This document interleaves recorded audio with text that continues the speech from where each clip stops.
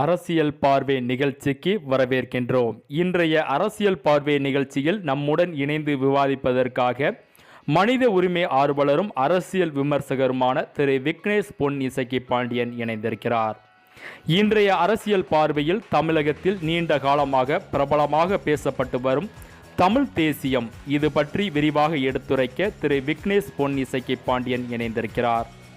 விக்னேஷ் பொன் இசக்கி பாண்டியன், தமிழ் தேசியம் என்றால் என்ன? தமிழ் தேசியம் எப்போது அமையும்? எப்படி அமைய வேண்டும்?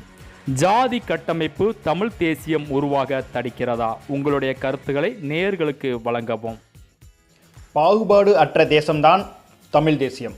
அப்போ சாதியற்ற தேசம்தான் தமிழ் தேசியமாக இருக்க முடியும். சாதி இருக்கும் வரை பாகுபாடு இருக்கும், சாதி இருக்கும் வரை வன்முறை நடக்கும், சாதி இருக்கும் வரை தீண்டாமை இருக்கும். அப்போ சாதி இல்லாத ஒரு தேசம்தான் தமிழ் தேசியமாக இருக்க முடியும். நீயும் தமிழ் பேசுகிற, நானும் தமிழ் பேசுகிறேன், ஆனால் நீ வேற நான் வேறன்னு சொல்கிறது இந்த சாதி தான். அப்போ சாதி சுதந்திரத்துக்கு எதிரானது, சாதி சகோதரத்துவத்துக்கு எதிரானது, சாதி சமத்துவத்துக்கு எதிரானது. அதனால் சாதியற்ற தேசம்தான் தமிழ் தேசியமாக இருக்க முடியும். சுயஜாதி பற்று பிறஜாதி நட்புன்னு தமிழ் தேசியம் பேசுகிறவங்க அதை சொல்லும் போது தான் ரொம்ப கஷ்டமாக இருக்குது. தமிழ் தேசியத்தில் சாதியே கிடையாது, அப்புறம் சுயஜாதி பற்று பிறஜாதி நட்புனா எப்படி? அப்போது சாதி மீது பற்று இருந்தாலே அந்த சாதியை பாதுகாக்கணும், அந்த சாதியை வளர்க்கணும் அப்படிங்கிற எண்ணம் இருக்குன்னு அவங்க அட்மிட் பண்ணிடுறாங்க. அட்மிட் பண்ணிவிட்டு தமிழ் தேசியம் உருவாகணும், நாங்கள்லாம் தமிழ் தேசிய போராளிகள் அப்படின்னு சொல்கிறது ஒரு நியாயமான விஷயமே கிடையாது. ஏன்னா சாதி தமிழ் தேசியத்துக்கு எதிரான ஒரு விஷயம். தமிழ் தேசிய அரசியல் பேசுகிறவங்க சாதி கொடியை தூக்கி பிடிப்பது தவறு. தமிழ் தேசியம் பேசிட்டு எப்படி சாதியை அவங்க முன்னிறுத்த முடியும்? வாய்ப்பே இல்லை. சரி, அவங்க அப்படி தமிழ் தேசியம் பேசிட்டு சாதி கொடியை தூக்கி பிடிக்கிறாங்க, எப்படி வேறு சாதிக்கிறவங்க கூட வருவாங்க? ஒரு தொகுதியில் நிற்கிறீங்க, இல்லை ஒரு பொது தொகுதியில் நிற்கிறீங்க, எப்படி நீங்கள் சாதி கொடியை தூக்கி பிடிச்சிருக்கீங்க, எப்படி வேறு சாதிக்கிறவங்க உங்களுக்கு ஓட்டு போடுவாங்க? வேறு சாதிக்கிறவங்க உங்கள் கூட வரப்போகிறது கிடையாது. உங்கள் சாதிலையும் எல்லாருமே உங்கள் பின்னாடி நிற்பாங்களா அப்படிங்கிறதும் கிடையாது.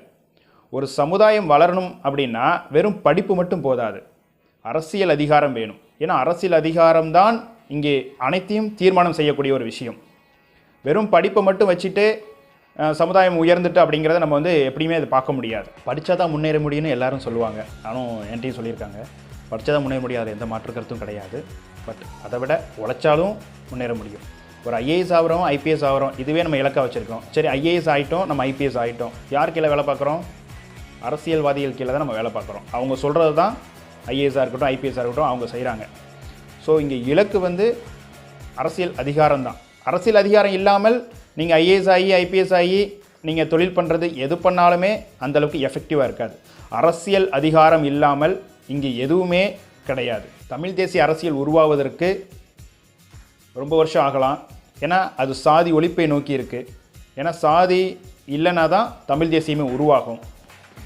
எப்போ ஒரு பட்டியலின மக்கள் ஒரு பொது தொகுதியில் போட்டியிட்டு அதிகமான வாக்கு வித்தியாசத்தில் ஜெயிக்கிறாங்களோ அப்போந்தான் சமுதாய மாற்றம் நடந்துட்டு அப்படிங்கிறதே அர்த்தம்.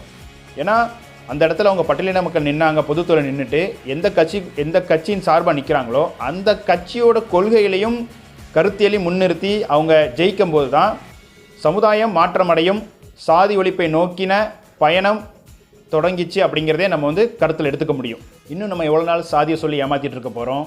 சாதியை சொல்லி ஏமாற்றிட்டு இருக்கிறோம். நம்ம தான் இந்த சாதி தீண்டாமை கொடுமைகளை வாழ்ந்துட்டோம். நமக்கு வர அடுத்த தலைமுறைகளாவது சாதியற்ற ஒரு சமுதாயத்தில், ஒரு தேசியத்தில் வாழ்கிறதுக்கு உண்டான வாய்ப்புகளை நம்ம எல்லாரும் சேர்ந்து ஏற்படுத்தி கொடுப்போம். சாதி தீண்டாமைகளை அழித்து அறம் போற்றும் மண்ணுலகத்தை நாம் அனைவரும் அமைக்க வேண்டும் என்று சொல்லி விடைபெறுகிறேன். விக்னேஷ் பொன் இசக்கி பாண்டியன், உங்களுடைய கருத்துக்களை ஏற்றுக்கொள்கிறோம். தமிழ் தேசியத்தை உருவாக்க ஜாதி அமைப்புகளை கடந்து தமிழ் தேசியவாதிகள் செல்வார்களா என்பதை பொறுத்திருந்து பார்ப்போம். உங்களுடைய பொன்னான நேரத்தை எங்களுக்கு ஒதுக்கியமைக்கு மிக்க நன்றி.